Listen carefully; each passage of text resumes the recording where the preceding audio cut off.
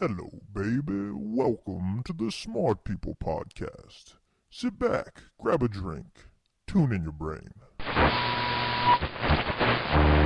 Ask not what your country can do for you. This nation will rise up. One giant leap for mankind.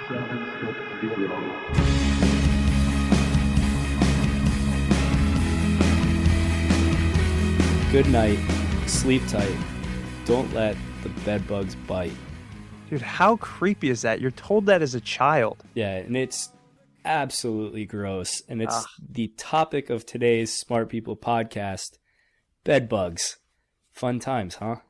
Bed bugs. It's an interesting episode, I gotta say. But I am Chris Stemp, one of the hosts. Alongside me here, got John Rojas. And today we're going to tell you about these bed bug infestations, what they are, how you get them, where you find them, all these crazy things that you probably don't think about until you're affected by them.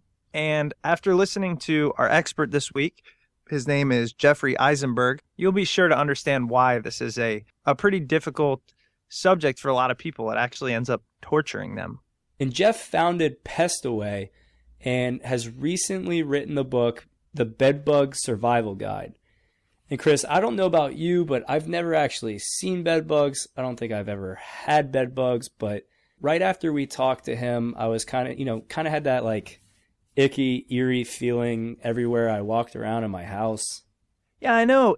I'm glad we did this episode. We kind of did it just to see how it turned out. It turned out really well, and I'm sure you guys will enjoy the interview because it's something you don't think about. You think, oh, if I go stay at a Motel 8, but as you'll hear from Jeff, it's everywhere. It can be, there was a guy, a CEO of a large company, I don't remember, but on an airplane, he got bed bugs.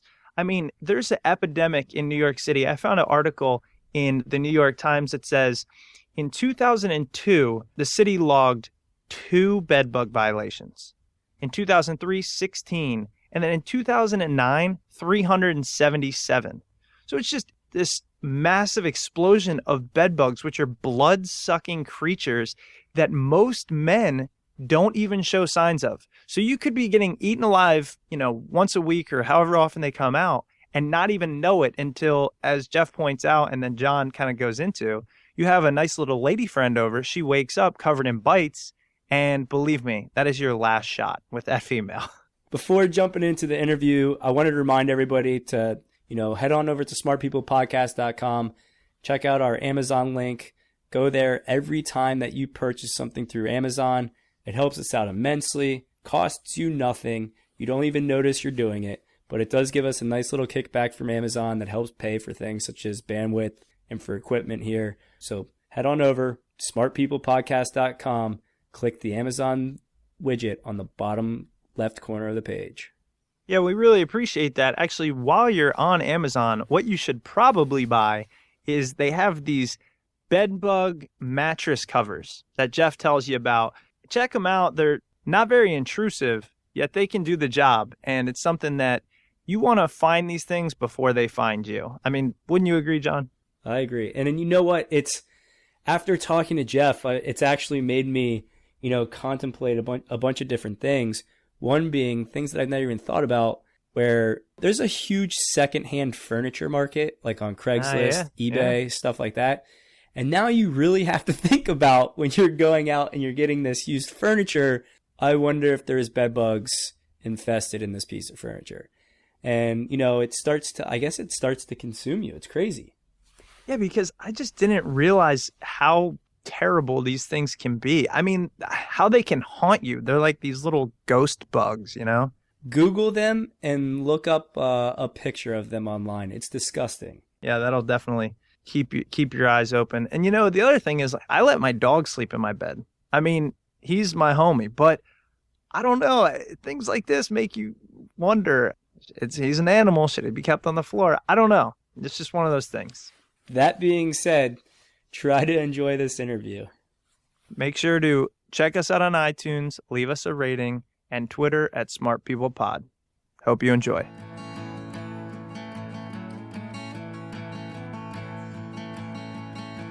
My first question to you is, Just in general, what are bed bugs? I know a lot of people have heard of them, but aren't very versed on what they are and the problems that they can cause. Well, basically, bed bugs are these little insects that the technical term is called Simex ductularius, and they've been around since caveman. The pharaohs of Egypt spoke about them. Greek plays had them, inside. Aristophanes had it in some of their plays since the beginning of time, essentially, right up through, the White House, and White House has always had bed bug problems, and former presidents. And essentially, what they do is these little bugs feed on blood, and they feed on your body. Most people in our generation, unless you're in your 70s, never dealt with bed bugs. They thought it was some kind of mythological pest that you just had some nursery rhyme, which just was something you just say to your kids before you go to sleep.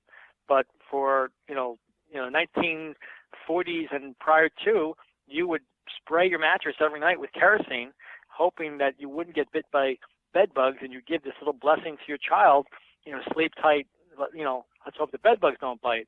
So essentially, ever since in the late 1990s, this problem has become a serious problem to epidemic proportions, where it's now a worldwide issue throughout the country.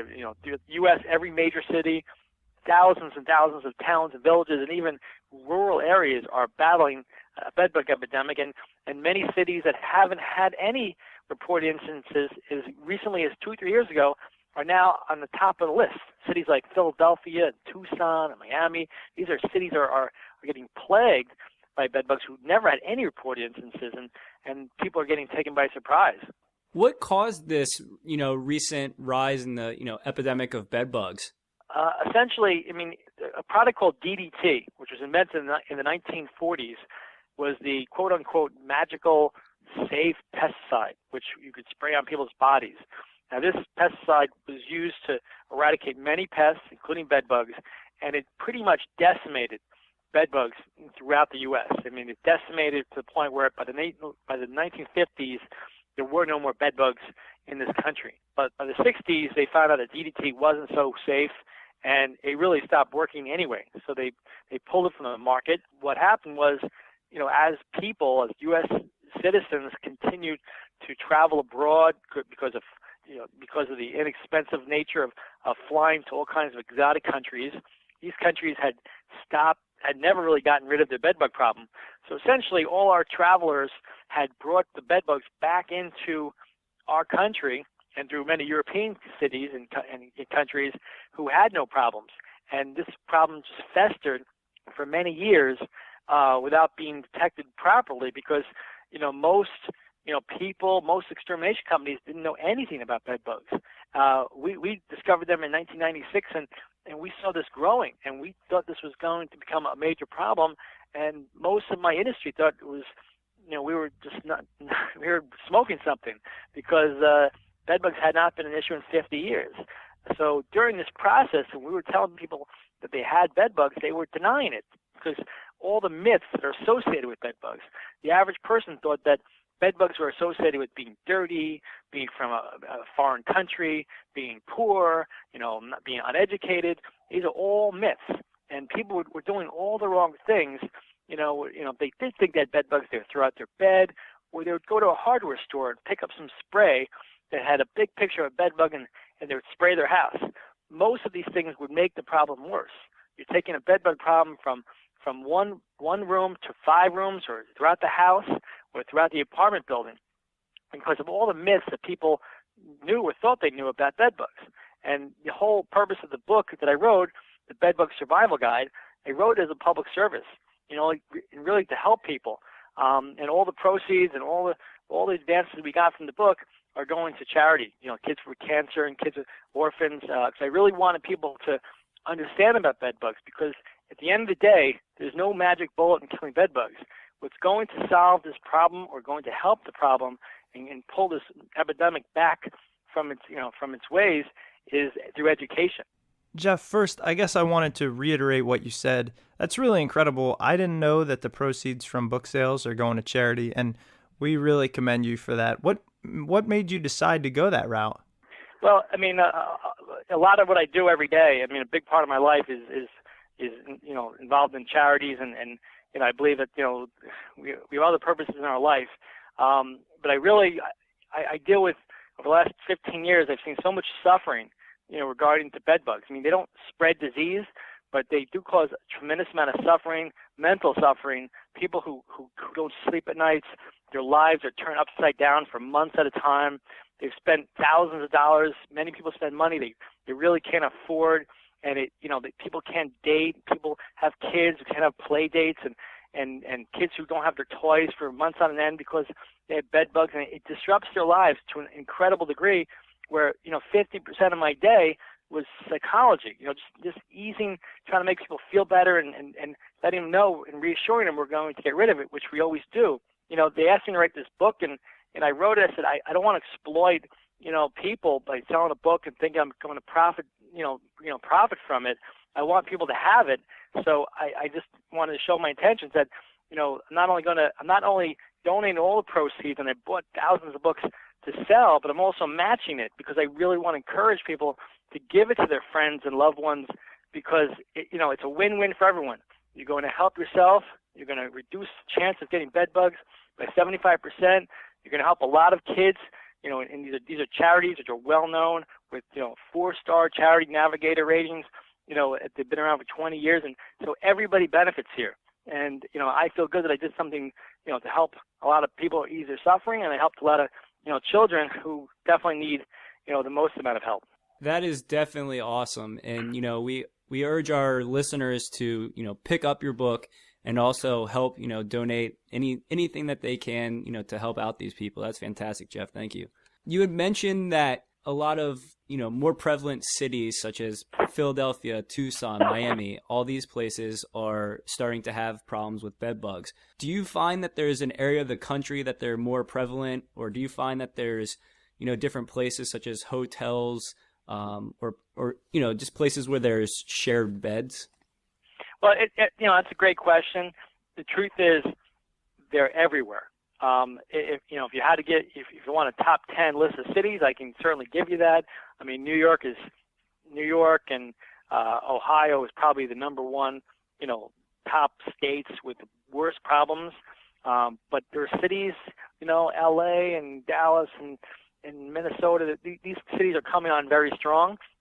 It's not a contest you really want to win, but right. It's the nature of that these, in terms of percentages, they're growing the fastest because they're not equipped to deal with it. These governments are not even aware that they think, well, we can't have a problem. We're in the Midwest, and but in terms of actual places, one of the big myths is that bed bugs only go to 1-star hotels, which is totally not true. I mean, the incidence of bed bugs in 5-star hotels is just as great, if not greater, than 1-star hotels because the 5-star hotels get a lot more international travel, and these people have come in contact with millions of other people's bags and stuff from countries around the world, and they're constantly battling this problem. 5-star hotels are really it's a struggle, and it doesn't matter how much you spend for the suite. These are just fancier bed bugs than in the 1-star hotels, but they're essentially they're everywhere. They're in the planes. Just a couple weeks ago, a big I think it was a big Yahoo executive flew on British Airways. She got bit to pieces, and and then they denied it, and then she created a website within 24 hours blasting them, and then they admitted to it, and then they took these 2 planes out of service for about 48 hours, which cost them a fortune. I mean, but we know they're on planes and hotels and buses and subways. They're in medical clinics. They're at hospitals, maternity wards, courtrooms, movie theaters, Broadway shows. I mean, there's no place, I can't think of one place that we have not discovered, that bed bugs have been found in this country. I mean, there's ships. I mean, the list goes on and on. Wherever people go, the bed bugs are there right by them. I didn't even think about all those other places you mentioned. I kind of just associate bed bugs with beds. That's kind of a scary thought. But I was trying to get a better sense of, I've never seen them, never really heard too much about them. I've never been affected by them, I don't think. But what's the most problematic thing about bed bugs? Are their bites painful? Do they wake you up? Do you get numerous bites? Kind of how does all that work? Well, it's not necessarily painful. It's very annoying that you can, and I say can when they bite you, you're not going to know it. They inject an anesthetic in you, so you're not going to know you got bit until 3 to 12 hours later, typically, for most people. Now, if you manifest the bites, in some ways you're lucky, because that means you'll have some idea that you have bed bugs. Unfortunately, many people, especially men, 90% of men, don't manifest the bites when they get bit. So what happens is they can have this problem for a long period of time undetected and not realize they have a bed bug problem until they either, start to date or someone comes over, and then they realize they have this problem. Very often, families, women and kids live in a family and nobody gets any bites. And it's because they have a pet. They have a bunny or a cat or dog, and these pets are taking the brunt of the biting from the bed bugs, because the bed bugs are not that particular. They just want a blood meal. And you're not going to see a cat or a dog scratch, and there isn't going to be any marks on their body. So, all these things are what's making this problem go on, because people assume, well, if I have bed bugs, I'll probably see it or I'll get bites. It's not true. And a lot of the things online, there's so much information which is just not correct, which is making people, go into the wrong direction. And even the rules that are correct, the things I would agree with, there's so many exceptions to the rules because, unfortunately, the bed bugs don't read the same blogs that the people do. They don't know that, bed bugs don't have to bite 3 in a row, or they don't have to necessarily manifest the bites. So, the bed bug survival guide tells you all the exceptions to the rules the blogs aren't telling you, and trying to educate people to get that early detection. It's just like healthcare. We take care of our bodies. We try to do preventive things, and if we think something's wrong, we go to the doctor, diagnose it early, and minimize the amount of pain and suffering that we would need in order to eradicate it. If we get to something too late, then it's much more invasive. So the idea is try to be more on top of it by identifying some of the signs, what to look for, knowing how to travel properly. If your kids have been exposed, there's all kinds. The book deals with all kinds of different scenarios. Why single people are more susceptible to bed bugs than married people. Why elderly tend to get bed bugs at a significantly higher rate than younger people. There's all kinds of different scenarios that people need to just be aware of. It's raising people's consciousness, which is going to help them ease their suffering. Now, you ask me, is it painful? It's not painful. But if you haven't slept a good night in 3-4 weeks, and you just are waking up every 20 minutes trying to look for a bed bug or thinking you got bit, it takes a toll on you. We need sleep. 3-4 weeks without sleep is going to, it's not going to make you the most happy camper at work or with your loved ones. It makes you irritable. It brings on other sicknesses because you're just not getting, rejuvenated each night. So it takes a physical toll on you after a while when you just can't get a good night's sleep, knowing that there's these creatures potentially sucking your blood, while you're at rest. If I'm a single male and I fall into that 90% category of males that, don't show the signs of being bit, what are some of the signs that I can look for to know bed bugs might be around? Just in case I do start dating somebody and, want them to stay around longer than a week of, realizing that my house is infested with bed bugs. Well, it's a good question.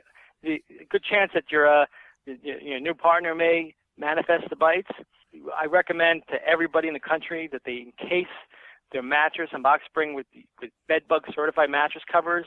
There's many sold in retail stores, which I don't recommend. They're not of quality. But by encasing the mattress and box spring, you will prevent a problem from going undetected for a long period of time, because when you case it with this white type of sheet, you will more likely see some of the signs that bed bugs leave while they're moving on and off your body. That could be little blood stains, little pepper stains on these encasements, and if you see them, you need to make sure you take the right course of action. And the course of action just varies, and the book kind of discusses how to discover if you have bed bugs. There's ways of utilizing canine services. These dogs are specially trained to detect the smell of bed bugs through their noses. And you have to know how to choose the right company. You want to make sure that the canine company is independent from an extermination company, so there's no built-in conflict of interest.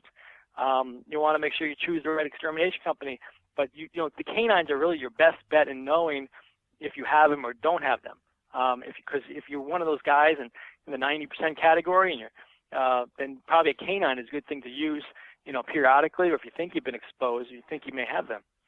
In your years of experience, what's the worst scenario of bed bugs you've ever seen? Was it in a house or a business? And kind of what did it look like? Can you just paint us a picture? Well, I mean, one time we were in an adjacent building in New York, and it was a very difficult case. I could not figure out why they still had this problem, where they were coming from. I knocked on this guy's door. We wanted to ask him if he was having any problems. He was an older guy. He comes to the door in a baseball cap. The bed bug crawls across the top of his cap. And I thought it was like uncanny camera. So I'm asking him some questions, and a minute later, another one crosses his cap. And I thought for sure this was like a setup. I was on uncanny camera. So I looked inside of his baseball cap, and they were crawling all over inside of his hat. And I knew, without going any further, that his apartment had to have been loaded. And lo and behold, you step inside, and the walls were moving.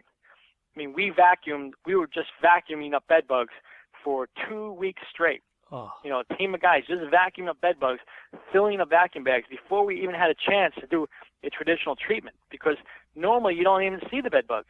Bed bugs only come out every 7 to 14 days for 3 to 5 minutes at a time.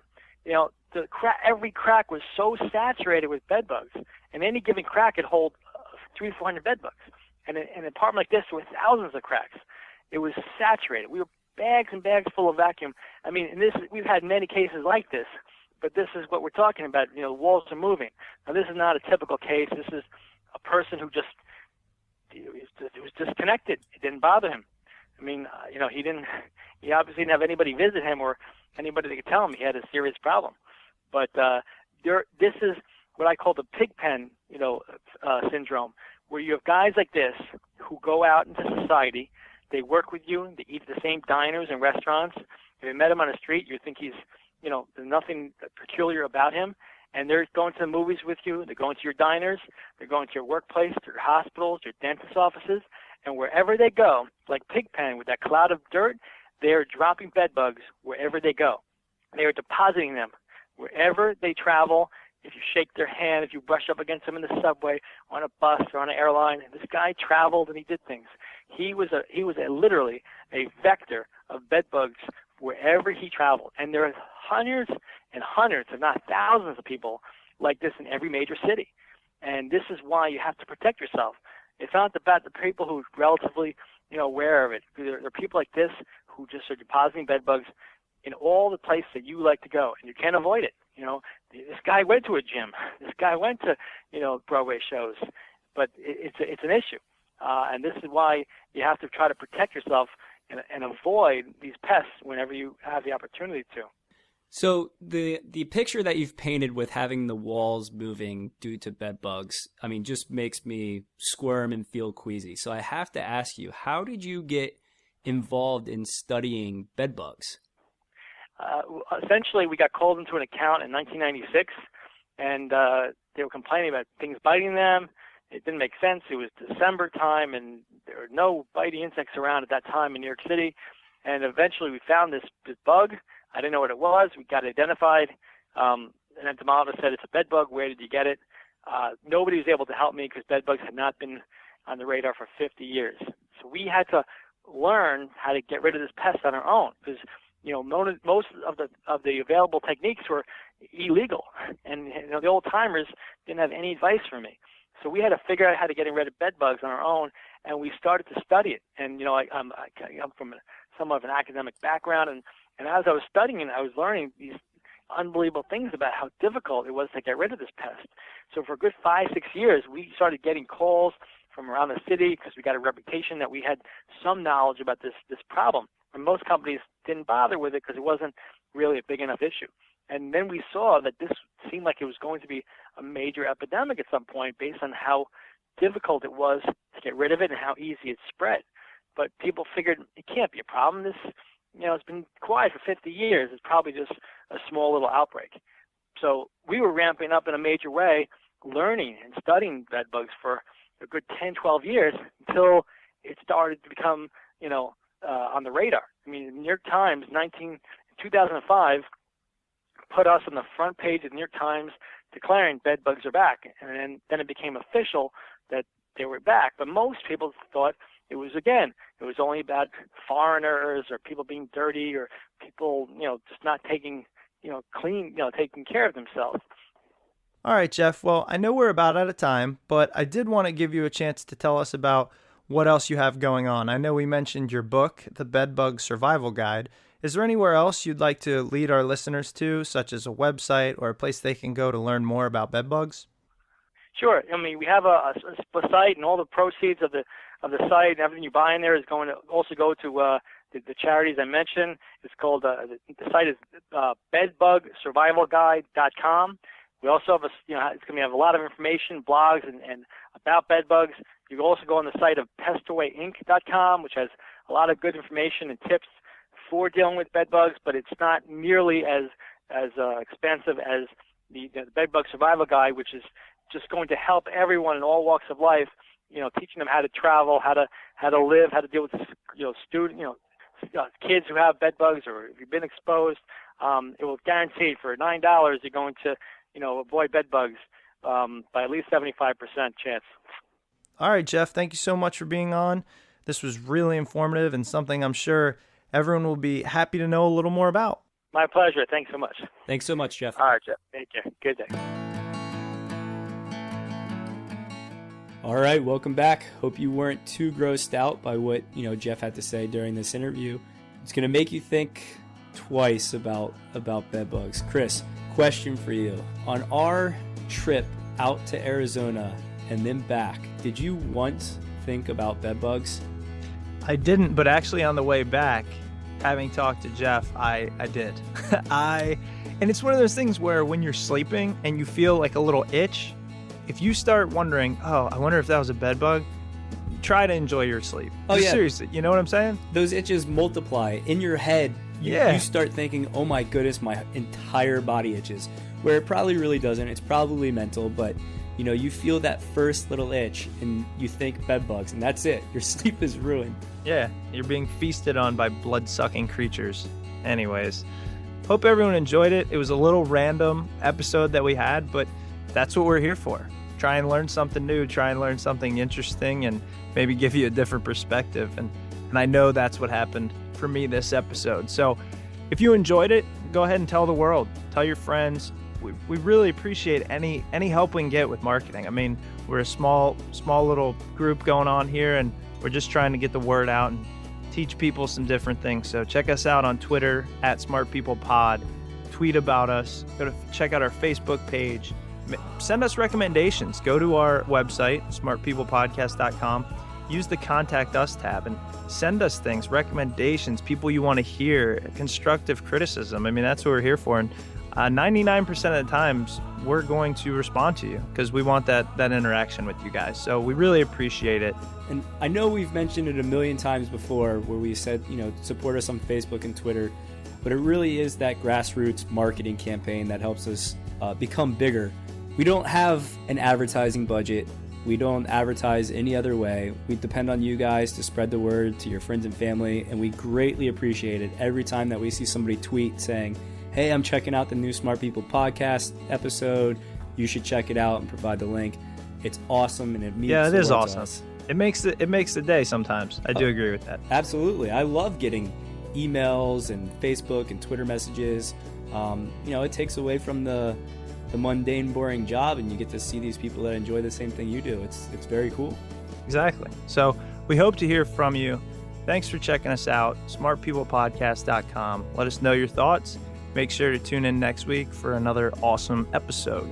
See you guys next time.